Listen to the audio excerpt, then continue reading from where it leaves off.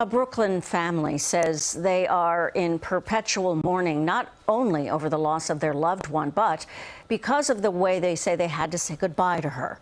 CBS 2's Lisa Rozner says the family is suing the funeral home because they don't want this to happen to anyone else. With just flowers and a photo of 37-year-old Regina Christoph, this was not the goodbye her family wanted. They hired McManus Funeral Home on Avenue N shortly after her death, June 24th, but asked for a funeral date 2 weeks later so family could fly in for the open casket memorial service.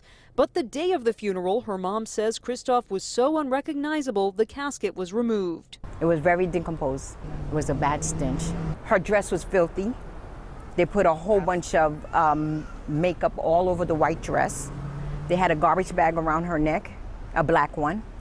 They had two bags around her feet, you know, as to say she was garbage. The family made repeated attempts to see the body before the actual funeral, and they were denied access until the day of. To make matters worse, the family says the funeral director wasn't even on site, only a receptionist. He came over and took the extra cloth that was hanging off of the casket and covered her face with it. Then they say a family member and the employee removed the casket, but they were traumatized. When I got home, I couldn't even stand.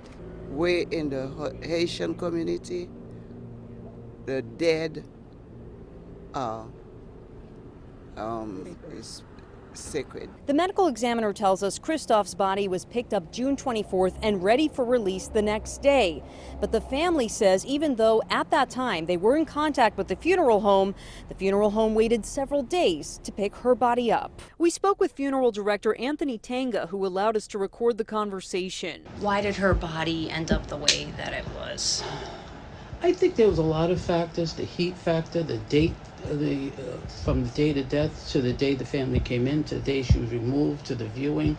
I mean, it was days and days. Was there any lapse in communication among your staff? No, she was embalmed, she was refrigerated, kept in what's called a cold room. The Christoph family said they never received any apology. Through tears, Tanga had this message for Christoph's mother. I don't know what to tell you, but tell her I'll always pray for her and love her. I want forgiveness first, and I need it. And if she doesn't give it to me, I'm fine with it. But am I sorry? For my heart, I'm sorry. Afterward, Tanga did walk across the street to apologize in person, but she declined to speak with him. The day of the funeral is when I tried to call him, and the receptionist, he went in the back to talk to him.